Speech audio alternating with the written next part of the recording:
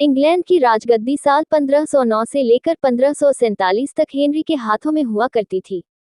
राजा Henry की कई पत्नियां और एलिजाबेथ व मैरी नामक दो बेटियां थीं। इनमें से मैरी राजा की पहली पत्नी की बेटी थी। राजा हेनरी को मैरी ज्यादा पसंद नहीं थी, इसलिए वो उसके साथ बुरा व्यवहार करते थे। मैरी महल के नौकरों के साथ महल का काम करती थी। अगर मैरी कुछ कह भी दे तो राजा उसकी कोई बात नहीं मानते थे। सन 1547 में जब राजा हेनरी की मौत हो गई, तो प्रजा की इच्छानुसार 16 शताब्दी के दौरान हेनरी की पहली बेटी मैरी को इंग्लैंड की राजगद्दी दे दी गई। वह इंग्लैंड की रानी बन गई। उस समय इंग्लैंड के हालात बहुत अच्छे नहीं थे। इंग्लैंड कैथोलिक और प्रोटेस्टेंट इन दो धर्मों के बीच में बंट गया था। उस समय दोनों धर्मों के लोगों के बीच जंग छिड़ी हुई थी। रानी मैरी चाहती थी कि पूरे इंग्लैंड में सिर्फ एक ही धर्म हो, लेकिन लोगों ने उसकी यह बात मानने से साफ इनकार कर दिया था। इससे नाराज होकर रानी ने उनकी बात न मनाने वालों को मौत की सजा दे दी थी। वह ऐसे लोगों को जिंदा भी जला देती थी। रानी मैरी की इस क्रूरता की वजह से इंग्लैंड के लोग उससे नफरत करने लगे।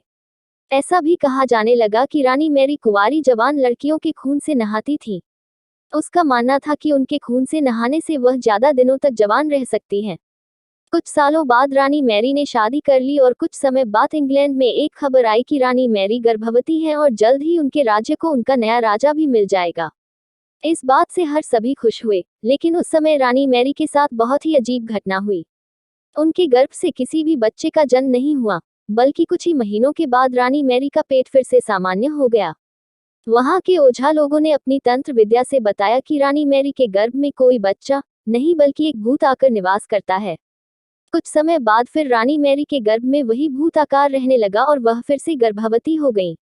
इस बार भी रानी को कोई बच्चा नहीं हुआ और उस घटना के कुछ ही दिनों के बाद रानी मैरी की मृत्यु हो गई।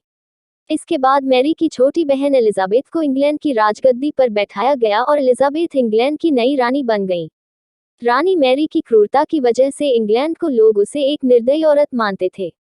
वहीं जब उसके गर्भ में बच्चे की जगह एक भूत का निवास होने लगा, तो लोगों ने उसे शापित भी करार दे दिया और इसी वजह से उसे लोगों ने ब्लडी मैरी का नाम दिया। कहानी से सीख। ब्लडी मैरी की कहानी हमें यह सीख देती है कि अपने निजी विचारों व सोच को लेकर दूसरे लोगों पर दबाव नहीं बनाना चाहिए।